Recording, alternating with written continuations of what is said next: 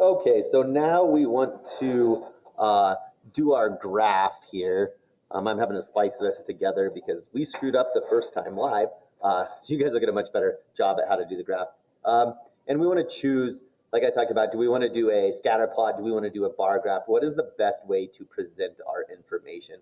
For our purposes, normally it's probably going to be a scatter plot or a bar graph. Doubt we'd have too many different things. And what's awesome about this program is it kind of normally tries to figure out what you want your best, what you should be doing on its own. Sometimes it's wrong, and that can be a little annoying. But to make the chart, you're going to highlight all the data here. I'll give you a second to do that. And then you're going to come up to Insert and hit Chart.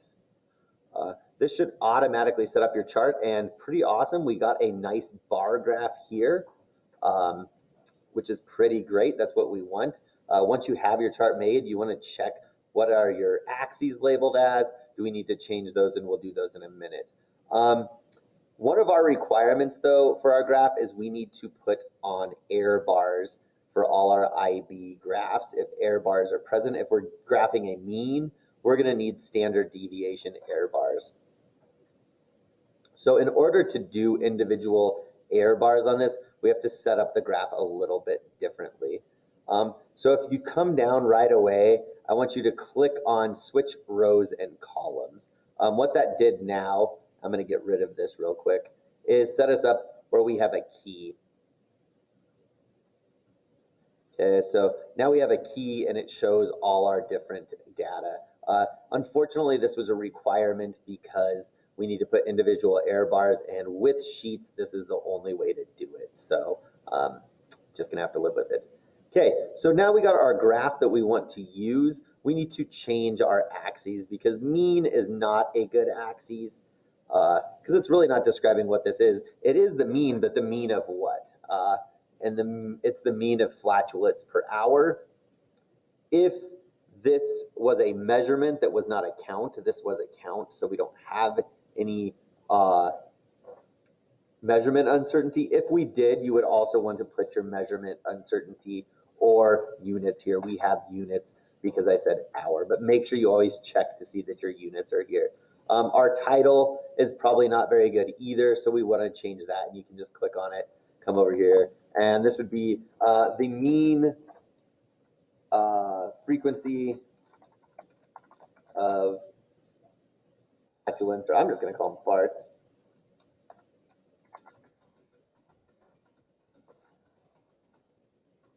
Eating various beans.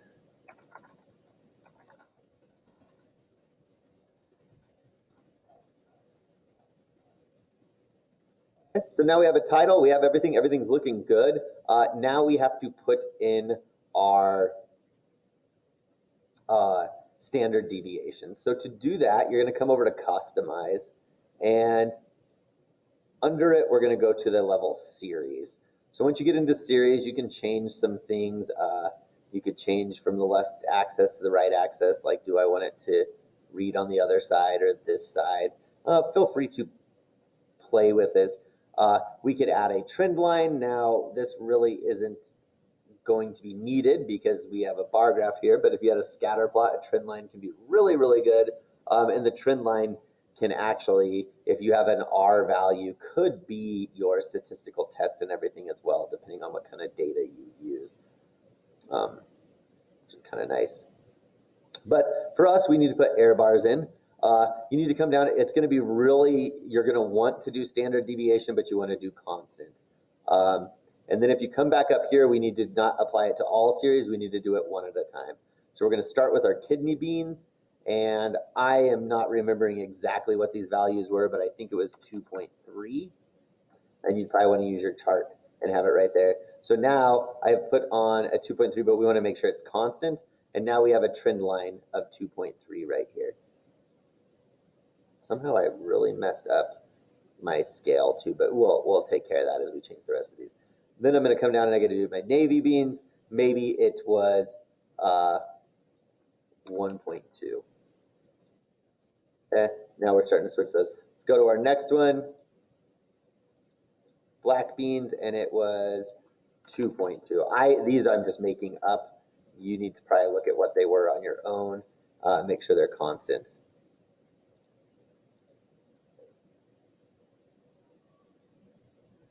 Black-eyed peas were smaller. Maybe it was 1.8.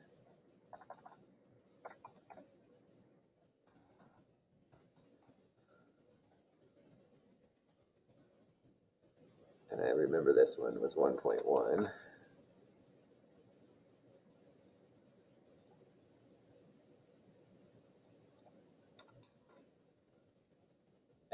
As you see, once our error bars got different, it switched everything up for us. Like I said, I am not entirely sure that I put these in right. I probably should have, but they're close enough to let us know what they are. And you might be asking, why do we put in these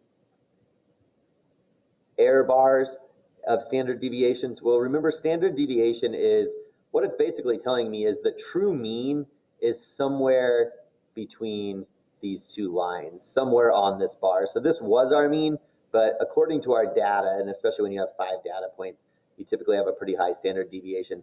Our true mean is somewhere in here. 66% of the time, the true mean would be in here. So that means this is where I have confidence that my true mean is. Same with this one, same with this one, and same with this one. And what this tells me is that statistically, I don't even need to run a statistics test on this for my brain to see that even though this looks like the kidney beans cause much more flatulence than the navy beans, according to my error bars here in standard deviation, it's very likely that there is no statistical difference between these two because my error bars overlap.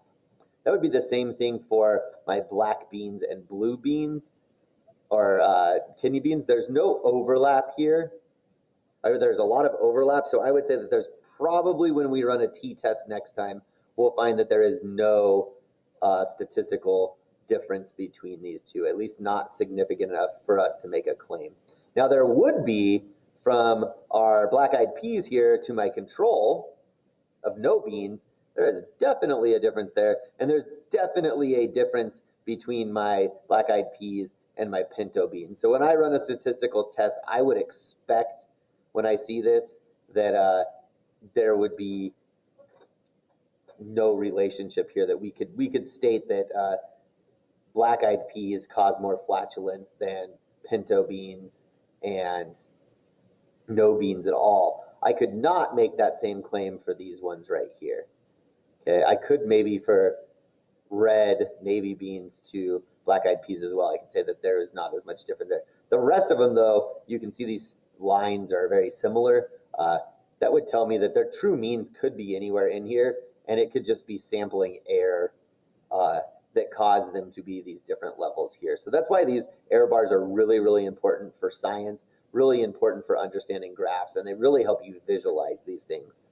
Next week, we are going to learn how to do the t-tests and an ANOVA test to give us an actual statistic value that we can say we have a difference between the means or there isn't a difference between the means. But we'll get to that later. But I do want you to kind of see how these error bars really help us visualize what is going on. And you guys have a wonderful day. Hopefully you were able to follow through and get through all this work.